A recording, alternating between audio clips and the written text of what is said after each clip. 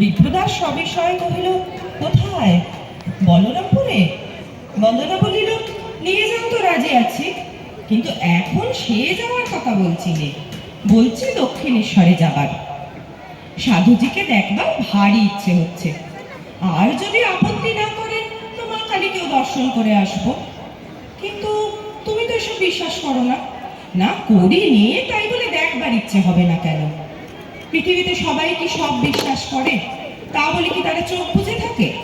বিপ্রদাস হাসিয়া কহিল, তবে চলো, কিন্তু এরা ফিরে এলে তাদের দেখবে কে?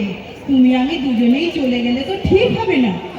বন্দনা বলিল, ঠিক হবে মুখুজ্জি মশাই, কোনো চিন্তা নেই। অন্নদাকে বলে সমস্ত বন্দোবস্ত করে আমি এখনই আসছি। এই বলিয়া সে চলিয়া গেল।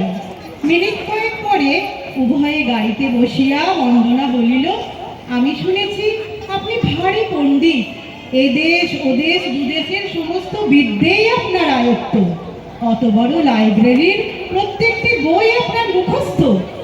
এ সংবাদ দিলে কে? দিদি? না, আপনার ছোট ভাই দ্বিজবাবু। এটা ওর একটা বাতি, না বলে বোধহয় স্বস্তি পায় না। বন্দনা এ লইয়া তর্ক করিল না, কিছুক্ষণ নীরবে থাকিয়া প্রশ্ন করিল, মুখুজ্জে মশাই, সাধু সন্ন্যাসী আপনি বিশ্বাস করেন?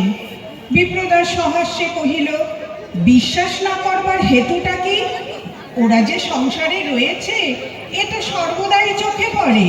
বন্দনা বলিল, সে আমারও পড়ে, আমি মানুষগুলোর কথা বলিনি, বলেছি জিজ্ঞাসা করছি ওরা যা বলে তাকে আপনি বিশ্বাস করেন?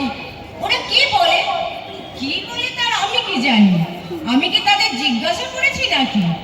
বন্দনা মনে মনে বুঝিল প্রশ্নটা বোকার মতন হইয়া গেছে, একটু মৌন থাকিয়া কহিল, তা জানতে চাইছি, আপনি বলুন না ওরা কি বলে, বলুন না কিসের জন্য ওদের দেখতে যাচ্ছে? যেটা আমরা এতক্ষণ পাঠ করলাম, অপরাজেয় কথাশিল্পী শরৎচন্দ্র চট্টোপাধ্যায়ের জন্ম সার্ধ শতবর্ষে কোন্নগর সৃজনের শ্রদ্ধাঞ্জলি। উপস্থিত সকলকে সৃজনের পক্ষ থেকে আন্তরিক শুভেচ্ছা এবং 19তম কোন্নগর বইমেলা কর্তৃপক্ষকে আমাদের আন্তরিক